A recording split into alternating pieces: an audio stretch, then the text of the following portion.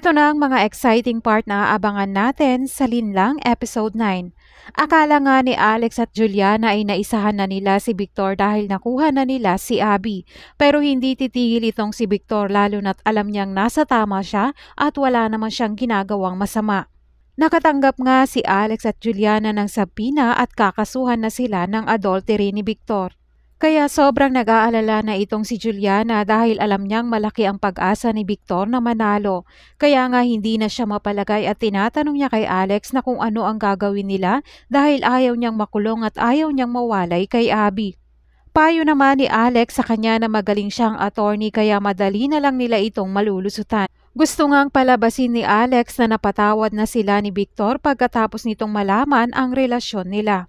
Naisip naman ni Juliana na paano kung tumistigo ang kanyang lola at si Kate. Kampante naman itong si Victor na hindi yun magagawa ng kanyang lola at si Kate dahil hindi nila kayang ipahamak ang pamilya nito.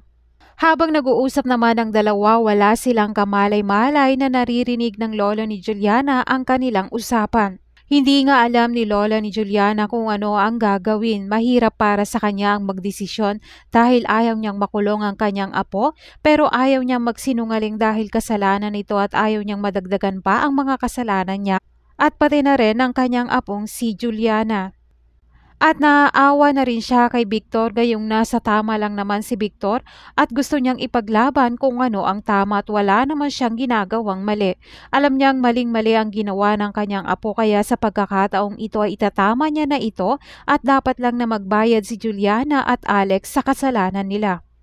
Naisip nga ng lola ni Juliana na malaking tulong na ebidensya ang video na nakuhanan niya na magkasama itong si Alex at Juliana. Kaya hindi na siya magdadalawang isip na tawagan itong si Victor at sinabi niyang tutulungan niya ito na maipanalo ang kaso. Sinend niya ang video at payo niya na gamitin ito laban kay Alex at Juliana. Sobrang nagpapasalamat naman itong si Victor sa lola ni Juliana na sa wakas ay may magagamit na siyang malakas na ebidensya laban sa dalawa. Yan ang dapat nating abangan sa susunod na episode ng Linlang.